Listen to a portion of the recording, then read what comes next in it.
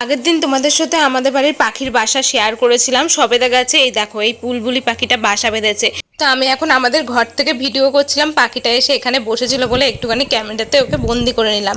তো ওই দেখো জানলা দিয়ে দেখতে পাচ্ছ ওই যে সবেদা গাছ, ছোট্ট দেখো গাছটা।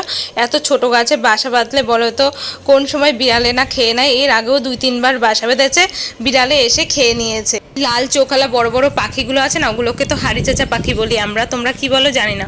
তো ওই পাখিগুলো আসে আর প্রতি বছর বাচ্চাগুলোকে খেয়ে নেয়।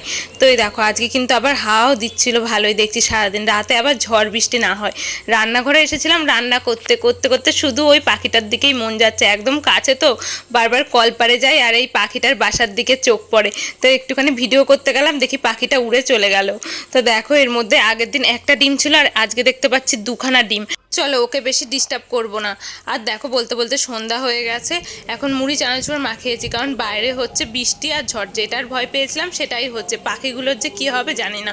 বৃষ্টির মধ্যে এখানে দেখো মুড়ি চানাচুর, গাজর শসা, কাঁচা লঙ্কা কুচি, কাজু কিশমিশ দিয়ে ভালো করে 1 বাটি মুড়ি মাখিয়ে নিয়েছি। এটা এখন খাবো আর বৃষ্টি দেখবো। তো চলো এখনকার মতো এই ভিডিওটা এখানেই শেষ করছি, দেখা